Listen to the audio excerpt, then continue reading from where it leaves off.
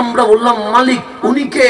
আল্লাহ বলে ওয়াল্লাযী জাআ বিসিদকে, উনি তোমার নবী রাহমাতুল লিল আলামিন, যিনি দুই হাত দিয়ে ধরে লৌহে মাহফুজের কোরআন নিয়ে এই জমিনে মা আমেনার ঘরে চলে এসেছেন।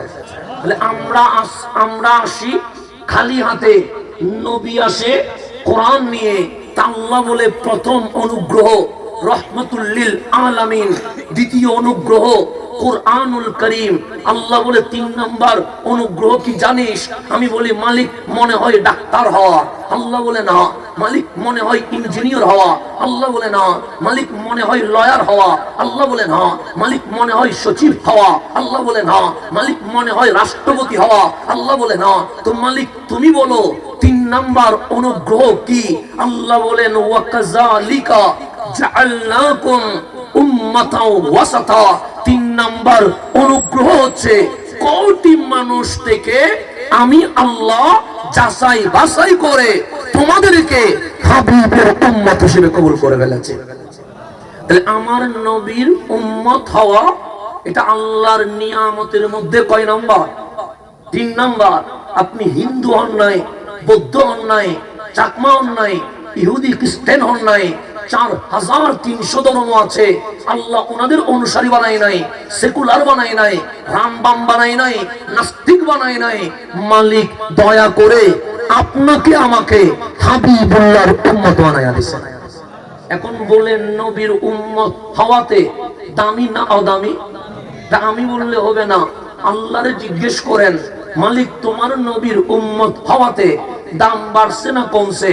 আল্লাহ বলে নামাজ তো তোমরাও পড়েছো, বাবা আদমের উম্মতও পড়েছে, হজ তোমরাও করেছো, কালিমুল্লাহর উম্মতও হজ করেছে, যাকাত তোমরাও দিয়েছো, খলিলুল্লাহর উম্মতও যাকাত দিয়েছে, রোজা তোমরাও রেখেছো, আগেরকার নবী রাসূলের উম্মতও রোজা রাখছে। কিন্তু তোমাদের ফজিলত কি জানো? আমরা বললাম মালিক আমাদের ফজিলত কি? আল্লাহ বলে কুনতুম খায়রা উম্মাহ, সকল নবী রাসূলের উম্মতকে এক পাল্লায় রাখলে আমার হাবিবের উম্মতকে আরেক পাল্লায় রাখলে হাবিবের উম্মত কতজন দামি হয়ে যাবে। তাহলে আমাদের দাম বাড়লো না কমলো?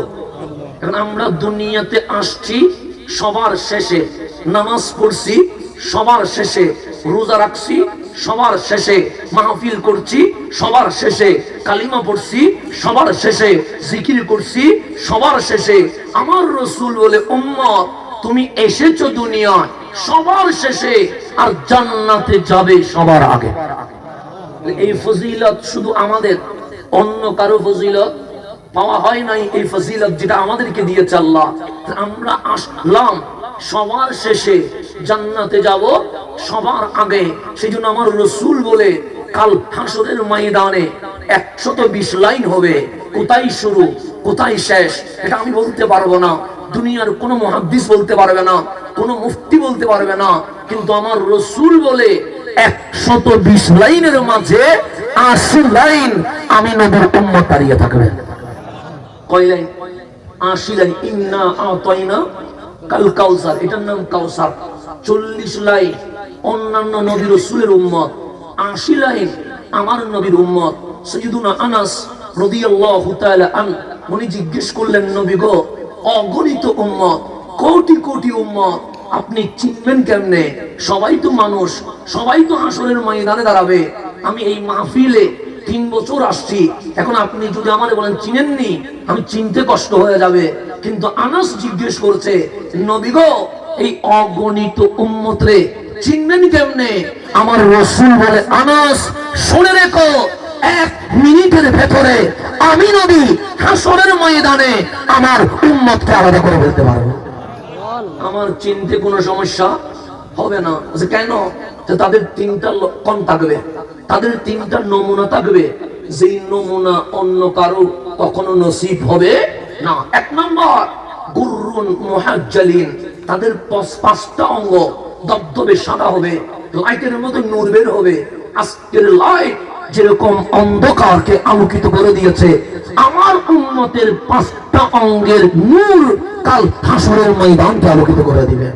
তো গুররুন মুহাজ্জালিন মানে